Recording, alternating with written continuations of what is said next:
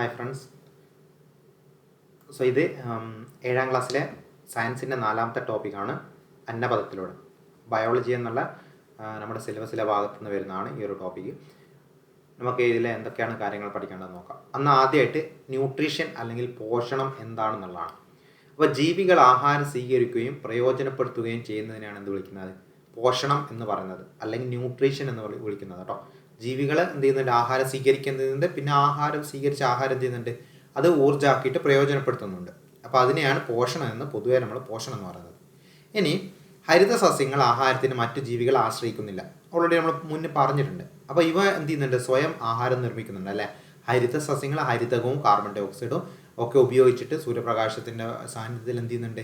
സ്വയം ആഹാരം നിർമ്മിക്കുന്നുണ്ട്. അതിനാൽ ഇവയെ സ്വപോഷികൾ അല്ലെങ്കിൽ ഓട്ടോട്രോപ്സ് എന്നാണ് വിളിക്കുന്നത്. അപ്പോൾ ഹരിത സസ്യങ്ങൾ വിളിക്കുന്ന പേരാണെന്ത്? സ്വപോഷികൾ. സ്വന്തമായിട്ട് എന്ത് ചെയ്യുന്നുണ്ട്? ആഹാരം നിർമ്മിക്കുന്നുണ്ട്. എന്നാൽ സ്വയം ആഹാരം നിർമ്മിക്കാൻ കഴിയാത്ത ജീവികൾ ആഹാരത്തിനായിട്ട് എന്ത് ചെയ്യും? മറ്റു ജീവികളെ ആശ്രയിക്കുന്നു. അതിനാൽ അവയെ വിളിക്കുന്ന പേരാണെന്ത്? പരപോഷികൾ അല്ലെങ്കിൽ ഹെട്രോട്രോപ്സ് അല്ലെങ്കിൽ പരപോഷികൾ എന്നുള്ളത്.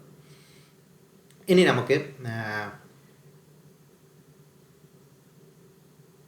നമ്മൾ ഓൾറെഡി പാരസൈറ്റ് അല്ലേ, അതായത് പരാതങ്ങളിൽ പൂർണ്ണപരാതം, അർദ്ധപരാതം ഒക്കെ നമ്മൾ ഓൾറെഡി പറഞ്ഞിട്ടുണ്ട്. സാപ്രോട്രോഫ അല്ലെങ്കിൽ ശവോപജീവി ഒക്കെ വന്നതാണ്, ഓൾറെഡി നമ്മൾ പറഞ്ഞതാണ്. എന്നാൽ അതിൻ്റെ തന്നെ കുറച്ചുകൂടി എക്സാമ്പിൾസുകൾ നമുക്ക് എന്ത് ചെയ്യുന്നുണ്ട്?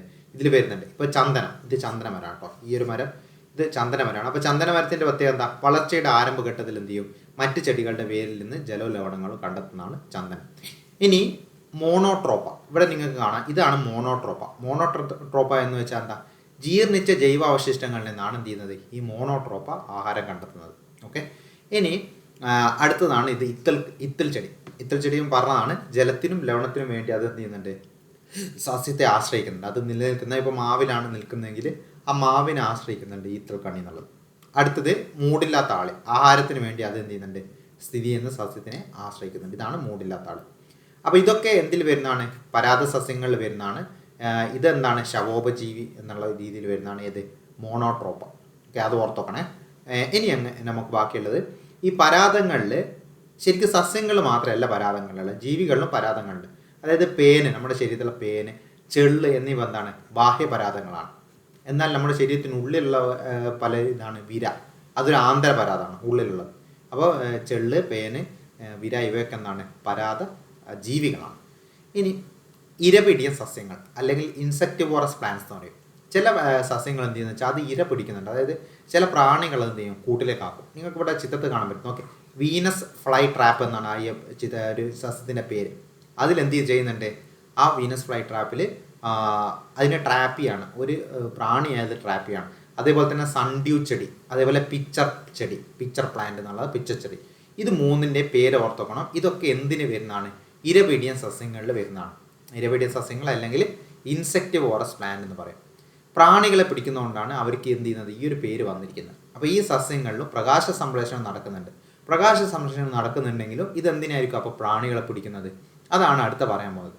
അതായത് carbon, hydrogen, phosphorus, nitrogen, sulphur, calcium, ഇരുമ്പ് തുടങ്ങിയ സസ്യങ്ങൾക്ക് കൂടിയ അളവിൽ ആവശ്യമായ മൂലകങ്ങളാണ്. അപ്പോൾ ഇതൊക്കെ സസ്യങ്ങൾക്ക് അവരുടെ പല പ്രവർത്തനങ്ങൾക്ക് ഈ ഒരു മൂലകങ്ങളൊക്കെ ആവശ്യമാണ്. എന്നാൽ മണ്ണിലുള്ള ബാക്ടീരിയകൾ എന്ന് വെച്ചാൽ അസറ്റോബാക്ടർ, നൈട്രോബാക്ടർ തുടങ്ങിയ ബാക്ടീരിയകളുണ്ട്. അത് അന്തരീക്ഷ നൈട്രജനെ നൈട്രേറ്റാക്കി മാറ്റും. ഓക്കെ, ചിലതരം മണ്ണിൽ ആസിഡിൻ്റെ അംശം കൂടുന്നതുകൊണ്ട് ഈ ബാക്ടീരിയകൾക്ക് നിലനിൽക്കാൻ പറ്റില്ല, ചില ടൈപ്പ് മണ്ണിൽ. അങ്ങനെ അത്തരം മണ്ണിൽ വളരുന്ന ചെടികൾക്ക് നൈട്രജൻ ലഭിക്കാതെ വരുന്നതുകൊണ്ട് എന്ത് ചെയ്യും? അവയ്ക്ക് വേറെ ഏതെങ്കിലും രീതിയിൽ നൈട്രജൻ ലഭിക്കേണ്ടി വരും അല്ലെ. ആ സ്ഥിതി മറികടക്കുന്നതിനാണ് ചില ചെടികൾ എന്ത് ചെയ്യുന്നത്? പ്രാണികളെ പിടിക്കുന്ന കഴിവ് ആർജിച്ചെടുത്തത്.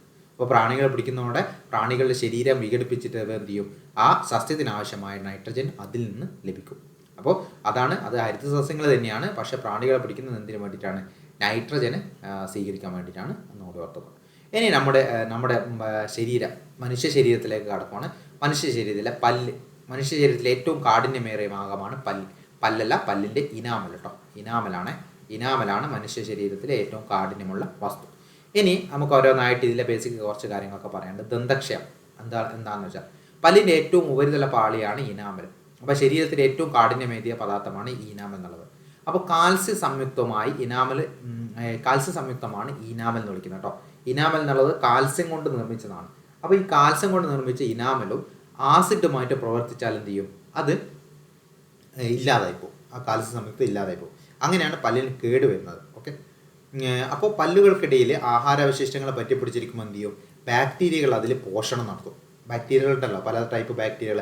അപ്പോൾ ആ പോഷണം നടത്തുന്നതിൻ്റെ ഫലമായിട്ട് അതിൽ ലാക്റ്റിക് ആസിഡ് ഉണ്ടാവും പല്ലിൻ്റെ ഇടയിലായിട്ട്.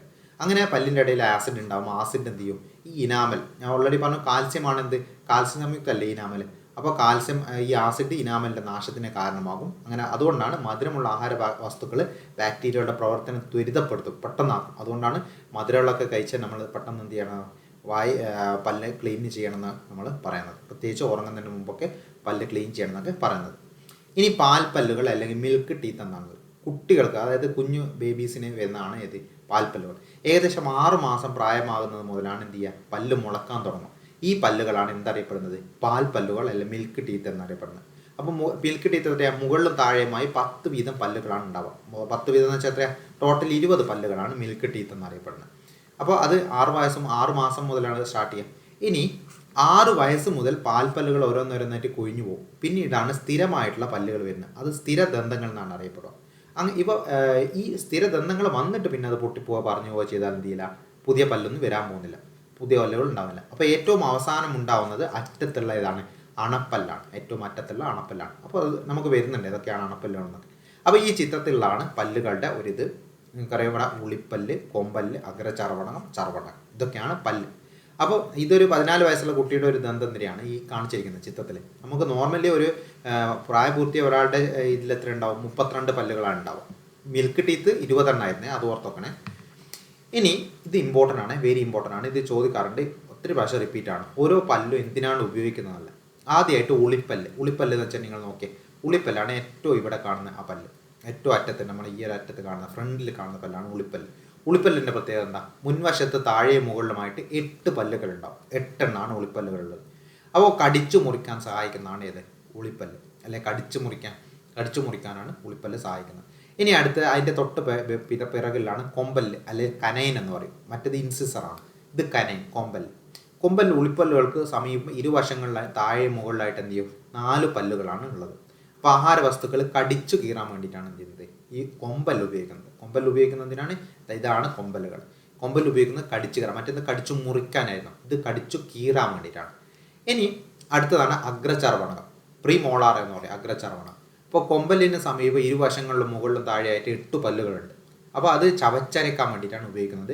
ഏറ്റവും ഇതിൽ ഇമ്പോർട്ടൻ്റ് ആയിട്ടുള്ളത് എത്ര എണ്ണ ഉണ്ടെന്നുള്ളതും അതേപോലെ അതിൻ്റെ ഫംഗ്ഷൻ എന്താണെന്നുമാണ് ഇതിൽ ഏറ്റവും ഇമ്പോർട്ടൻ്റ് ആയിട്ട് പഠിച്ചു വെക്കേണ്ടത്. അപ്പോൾ ചവച്ചരക്കാൻ വേണ്ടിയിട്ടാണ് എന്ത് ചെയ്തത്, ഈ അഗ്രചർവണകം സഹായിക്കുന്നത്. അടുത്തത് ചർവണകം അല്ലെങ്കിൽ മോളാർ എന്ന് പറയും. മോളാർ എന്താണ്, അഗ്രചർവണങ്ങളെ തുടർന്ന് മുകളിലും താഴെയുമായിട്ട് 12 പല്ലുകളുണ്ട്. ഓക്കെ, ആ ചവച്ചരക്കാൻ തന്നെയാണ് ഇതും. ചർവണകാണെങ്കിലും അഗ്രചർവണകാണെങ്കിലും ചവച്ചരക്കാൻ തന്നെയാണ് എന്ത് ചെയ്യുന്നത്, രണ്ടും സഹായിക്കുന്നത്. ഓക്കെ, അപ്പോൾ അത് എന്ത് ചെയ്യുക, ഇമ്പോർട്ടൻ്റ് ആണ്, ഓർത്തോക്കണം. അഗ്രചർവണകം, ചർവണകം എന്നീ വിഭാഗങ്ങളിലുള്ള പല്ലുകളെ പൊതുവെ അണപ്പല്ലുകൾ എന്നാണ് പറയാം. അതായത് ഏറ്റവും ഈ ഒരു ഭാഗത്തുള്ള ചർവണക, അഗ്രചർവണക ചേർന്നാണ് ഇത്, ഈ ഭാഗത്തുള്ള പല്ലുകളാണ് അണപ്പല്ലുകൾ. അപ്പോൾ പ്രായപൂർത്തിയായ ഒരു വ്യക്തിയിൽ എത്ര പല്ലുകൾ ഉണ്ടാവും, 32 പല്ലുകളാണ് കാണപ്പെടുക. ഇനി മാംസാഹാരികൾക്ക് ആഹാരം കടിച്ചു കീറാൻ പാകത്തുള്ള കൊമ്പലുകളുണ്ട്. എന്നാൽ സസ്യാഹാരികൾ എന്തില്ല, കടിച്ചു മുറിക്കാനും ചവച്ചരയ്ക്കാൻ സഹായിക്കുന്ന പല്ലുകൾ മാത്രമേ എന്തുള്ളൂ, ഈ സസ്യാഹാരികളിൽ ഉള്ളൂ. ഇനി ആമാശയം. ഇനി ഭക്ഷണം നമ്മൾ കഴിക്കുമ്പോൾ ഏതിൽ കൂടിയാണ് ഭക്ഷണം യാത്ര ചെയ്തിട്ട് പോകുന്നതെന്നുള്ളതാണ് ആമാശയം അല്ലെങ്കിൽ സ്റ്റൊമക്ക് ആദ്യമായിട്ട്. അപ്പോൾ വായിൽ നിന്ന് ആഹാരം അന്നനാളം വഴിയാണ് ആമാശയത്തിലേക്ക് എത്തുന്നത്. അപ്പോൾ അന്നനാളം വഴിയാണ് ആമാശയത്തിലേക്ക് എത്തുന്നത്. അപ്പോൾ ഇതിന് സഹായിക്കുന്ന അന്നനാളത്തിൻ്റെ ഒരു തരംഗ രൂപത്തിലുള്ള ചലനമുണ്ട്. ആ ചലനത്തെ വിളിക്കുന്ന പേരാണിത് പെരിസ്റ്റാൾസിസ്. ഓക്കെ, ഇമ്പോർട്ടൻ്റ് ആണ്, പെരിസ്റ്റാൾസിസ് ഓർത്തുകൊള്ളണം. അന്നനാളത്തിൻ്റെ തരംഗ രൂപത്തിലുള്ള ചലനമാണിത് പെരിസ്റ്റാൾസിസ്. ഇനി ആമാശയ ഭിത്തിയുടെ ചലനം കൊണ്ട് ആമാശയത്തിൽ വെച്ച് എന്ത് ചെയ്യും, ആഹാരം ഈ ഒരു കുഴമ്പ് രൂപത്തിലാവും. അപ്പോൾ ആമാശയം ഉൽപ്പാദിപ്പിക്കുന്ന ദഹനരസങ്ങളുണ്ട്. ഓക്കെ, ആഹാരത്തെ രാസീയമായി ദഹിപ്പിക്കും. അതൊരു എന്ത് ചെയ്യും, രാസീയമായിട്ട് കെമിക്കല് ചേർന്നിട്ട് അതെന്ത് ചെയ്യും, അത് ദഹിക്കാൻ തുടങ്ങും. ഇനി ചെറുകുടൽ അല്ലെങ്കിൽ സ്മോൾ ഇൻറ്റസ്റ്റൈൻ, ഇതിൻ്റെ വലുപ്പത്തിൽ 6 മീറ്ററോളം നീളമുണ്ടല്ലോ ചെറുകുടൽ. അപ്പോൾ ദഹനം പൂർത്തിയാകുന്നത് ഈ ചെറുകുടലിൽ വെച്ചിട്ടാണ്. അതും ഇമ്പോർട്ടൻ്റ് ആണ്, ഓർത്തോക്കണം. ഒരു ആഹാരത്തിൻ്റെ ദഹനം പൂർത്തിയാകുന്നത് എപ്പോൾ എവിടെ വെച്ചിട്ടായിരിക്കും, ചെറുകുടലിൽ വെച്ചിട്ടായിരിക്കും. അങ്ങനെ ദഹിച്ച ആഹാരത്തിലെ പോഷക ഘടകങ്ങൾ രക്തത്തിലേക്ക് ആഗിരണം ചെയ്യപ്പെടുന്നത് എവിടെ വെച്ചിട്ടാണ്, ഈ ചെറുകുടലിൽ വെച്ചിട്ടാണ്. ഇനി അത് കഴിഞ്ഞിട്ട് പോകുന്നതാണ് വൻകുടൽ അല്ലെങ്കിൽ ലാർജ് ഇൻറ്റസ്റ്റൈൻ. അതിൻ്റെ നീളം എത്രയാണ്, 1.5 മീറ്ററാണ്. ഇത് രണ്ടും കൺഫ്യൂഷൻ ആവണ്ട. ചെറുകുടൽ 6 മീറ്ററും വൻകുടൽ 1.5 മീറ്റർ എന്താണെന്ന് വിചാരിക്കേണ്ട. എന്താണ് വൻകുടൽ എന്ന് പറയുമ്പോൾ മറ്റേതിനേക്കാൾ എന്താണ് 1.5 മീറ്റർ നീളം മാത്രമേ ഉള്ളൂ എന്നുള്ളത് എന്ത് ചെയ്യണം, അതൊന്ന് നോട്ട് ചെയ്ത് നോക്കണം. കൺഫ്യൂഷൻ ആവരുത് പിന്നെ. അപ്പോൾ വണ്ണം കൂടിയ കുടലാണ് ഇത് വൻകുടൽ. അപ്പോൾ ഇവിടെ വൻകുടൽ വെച്ച് നടക്കുന്നത് എന്താ, ജലത്തിൻ്റെ ആഗിരണം നടക്കുന്നത് വൻകുടൽ വെച്ചിട്ടാണ്. അത് വെരി ഇമ്പോർട്ടൻ്റ് ആണ്. ജലത്തിൻ്റെ ആഗിരണം നടക്കുന്നത് എവിടെ വെച്ചാന്ന് എന്ത് ചെയ്യാറുണ്ട്, മുമ്പ് ചോദിച്ചിട്ടുണ്ട്. അപ്പോൾ എന്ത് ചെയ്യണം, അത് കിട്ടാതെ പോകരുത്. ജലത്തിൻ്റെ ആഗിരണം നടക്കുന്നത് വൻകുടൽ വെച്ചാണ്. അതിനുശേഷം എന്ത് ചെയ്യും, അവശേഷിക്കുന്നതാണ് മലം. ഇത് മലാശയത്തിൽ സംഭരിച്ച് എന്ത് ചെയ്യും, മലദ്വാരം വഴി പുറത്ത് കളയും. അപ്പോൾ ഇതാണ് ഒരു ബേസിക്കായിട്ട് ഒരു ഭക്ഷണത്തിൻ്റെ ഒരു യാത്ര എന്ന് പറയുന്നത്. ഇനി ദഹന വ്യവസ്ഥയും മദ്യപാനവും കുറച്ച് പോയിന്റുകളാണ്. അപ്പോൾ ദഹന വ്യവസ്ഥയെ മദ്യപാനം എത്രത്തോളം ബാധിക്കുന്നുള്ളതാണ് ചെറിയ പോയിന്റുകളാണ്. അപ്പോൾ ജസ്റ്റ് ഒന്ന് വായിച്ച് മനസ്സിലാക്കുക, അത്രമാത്രം വേണ്ട. മദ്യം ആമാശയത്തിലെ മൃദുലമായ പാളികളിൽ വ്രണമുണ്ടാക്കുന്നു. ഇത് അൾസറിന് കാരണമാകുന്നു. പിന്നെന്താ, അമിതമായ മദ്യപാനം കരൾ വീക്കത്തിന് കാരണമാകുന്നു. പിന്നെ വായ്, അന്നനാള, കരൾ, വൻകുടൽ എന്നിവിടങ്ങളിൽ ക്യാൻസർ ഉണ്ടാവാൻ എന്ത് ചെയ്യുന്നു, മദ്യം കാരണമാകും. അത് ഓർത്തു. ഇനി പോഷണം അമീബയിൽ. ഇതാണ് അമീബ എന്നുള്ള ജീവി. ഇതിലെങ്ങനെയാണ് പോഷണം അല്ലെങ്കിൽ ന്യൂട്രീഷൻ നടക്കുന്ന ആളാണ്. അപ്പോൾ ഏകകോശ ജീവിയാണ് ഈ അമീബ എന്നുള്ളത് കേട്ടോ. അമീബയിലെ പോഷണ രീതിയാണ് ഈ ഒരു രീതി എന്നുള്ളത്. ഓക്കെ, ഇത് നിങ്ങൾക്കറിയാം. ഒരു ഭക്ഷണ പദാർത്ഥം അടുത്തേക്ക് വരുമ്പോൾ അതിൻ്റെ ഉള്ളിലേക്ക് എടുക്കുന്ന രീതിയും ആണ് ആ ഒരു ചിത്രത്തിൽ കാണിച്ചിരിക്കുന്നത്. ഇനി പോഷണ പ്രക്രിയയിലെ വിവിധ ഘട്ടങ്ങളാണ് അടുത്ത പറയാൻ പോകുന്നത്. പോഷണ പ്രക്രിയയിലെ ആദ്യ ഘട്ടമാണ് ആഹാരം സ്വീകരിക്കുക എന്നുള്ളത്, അല്ലെ, ഇഞ്ചക്ഷൻ എന്ന് പറയും. അപ്പോൾ ആഹാരത്തിലടങ്ങിയ ജൈവ ഘടകങ്ങളെ ശരീരത്തിന് സ്വീകരിക്കാൻ കഴിയുന്ന ലളിത ഘടകങ്ങളാക്കുന്ന പ്രക്രിയയാണ് ഇത് ദഹനം അല്ലെങ്കിൽ ഡൈജഷൻ എന്ന് പറയുന്നത്. അപ്പം ഞാൻ അത് ഓൾറെഡി പറഞ്ഞു. നമ്മളിപ്പോൾ ഒരു ഭക്ഷണം കഴിച്ചെന്നിരിക്കുക, നമ്മളൊരു ബിസ്ക്കറ്റ് കഴിച്ചു കഴിഞ്ഞാൽ അതിലെ ബിസ്ക്കറ്റിലുള്ള കാർബോഹൈഡ്രേറ്റ് ഒക്കെ എന്ത് ചെയ്യണം, മാറ്റി ശരീരത്തിന് സ്വീകരിക്കാൻ കഴിയുന്ന ഘടകങ്ങളാക്കി മാറ്റണം. അപ്പോൾ അങ്ങനെ മാറ്റുന്നതിനാണ് ഡൈജഷൻ അല്ലെങ്കിൽ ദഹനം എന്ന് പറയുന്നത്. ഈ ദഹിച്ച ആഹാരം ശരീരം സ്വീകരിക്കുന്ന പ്രക്രിയ ആഗിരണം. അതായത് ഇത് കാർബോഹൈഡ്രേറ്റ് ആക്കി മാറ്റിക്കഴിഞ്ഞാൽ അത് ബ്ലഡിലേക്ക് എന്ത് ചെയ്യണം, ആഗിരണം ചെയ്യണം, അല്ലെ, ശരീരത്തിൻ്റെ എല്ലാ ഭാഗത്തേക്കും എത്തിക്കണം. അതിനെയാണ് ആഗിരണം അല്ലെങ്കിൽ അബ്സോർപ്ഷൻ എന്ന് വിളിക്കുന്നത്. ഇങ്ങനെ ആഗിരണം ചെയ്യപ്പെട്ട ആഹാര ഘടകങ്ങൾ ശരീരത്തിൻ്റെ ഭാഗമാവുന്ന പ്രക്രിയയാണ് ഇത് സാംശീകരണം അല്ലെങ്കിൽ അസിമിലേഷൻ, ശരീരത്തിൻ്റെ ഭാഗമാവുന്ന പ്രവർത്തനം. അതൊക്കെ കഴിഞ്ഞിട്ട് ലാസ്റ്റ് എന്താവും, ശരീര പ്രവർത്തനങ്ങളുടെ ഫലമായി ഉണ്ടാകുന്നതും ശരീരത്തിന് ആവശ്യമില്ലാത്ത വസ്തുക്കൾ എന്ത് ചെയ്യണം, ശരീരം പുറന്തള്ളണം. ആ പ്രക്രിയയാണ് ഇത് വിസർജനം അല്ലെങ്കിൽ എക്സ്ക്രീഷൻ എന്ന് പറയുന്നത്. അപ്പോൾ ആ ഒരു പോയിന്റുകൾ എന്തൊക്കെയാണെന്നുള്ളത് എന്ത് ചെയ്യാം, ഒന്ന് ഓർത്ത് നോക്കുക. ഓരോ ടേമും എന്താണെന്ന് റെഫർ ചെയ്യുന്നത് എന്ത് ചെയ്യണം, മനസ്സിലാക്കി വെക്കണം. ഇനി കാർബൺ ഡൈ ഓക്സൈഡ് ശ്വസനത്തിലൂടെയാണ് പുറന്തള്ളപ്പെടുന്നത്. നമുക്ക് ആവശ്യമില്ലാത്ത ഒരു ഇതാണ് വാതകമാണ് കാർബൺ ഡൈ ഓക്സൈഡ്. അപ്പോൾ കാർബൺ ഡൈ ഓക്സൈഡ് ശ്വസനം നമ്മൾ ഉള്ളിലേക്ക് എടുക്കുന്നത്, പുറത്തേക്ക് വിടുന്നതാണ് കാർബൺ ഡൈ ഓക്സൈഡ് ആണ്. അപ്പോൾ രക്തത്തിൽ എത്തുന്ന യൂറിയ ശരീരത്തിലെ ആവശ്യമില്ലാത്ത ഘടകമാണ്. അതും പുറന്തള്ളപ്പെടുന്നുണ്ട്. യൂറിയ പുറന്തള്ളപ്പെടുന്നത് ഏത് വഴിയാണ്, നമ്മൾ യൂറിൻ വഴിയാണ് യൂറിയ പുറന്തള്ളപ്പെടുന്നത്. അപ്പോൾ അതാണ് ഇനി അടുത്ത് നമ്മൾ നോക്കാൻ പോകുന്നത്. അപ്പോൾ വേനൽക്കാലത്ത് ത്വക്കിലൂടെ കൂടുതൽ ജലാംശം പുറത്തു പോകുന്നുണ്ട്. അപ്പോൾ മൂത്രത്തിൽ ജലാംശത്തിൻ്റെ അളവ് എന്തായിരിക്കും, കുറവും ലവണാംശം കൂടുതലായിരിക്കും. അപ്പോൾ മൂത്രത്തിന് അല്പം കൂടുതൽ മഞ്ഞ നിറം എന്ത് ചെയ്യും, കാണാൻ പറ്റും. ഇനി നമ്മുടെ ശരീരത്തിലെ ഏറ്റവും പ്രധാനപ്പെട്ട ഒരു വിസർജനാവയവമാണ് വൃക്ക അല്ലെങ്കിൽ കിഡ്നി എന്ന് പറയുന്നത്. അപ്പോൾ ശരീരത്തിലെ ഒരു പ്രധാന വിസർജനാവയവമാണ് വൃക്ക.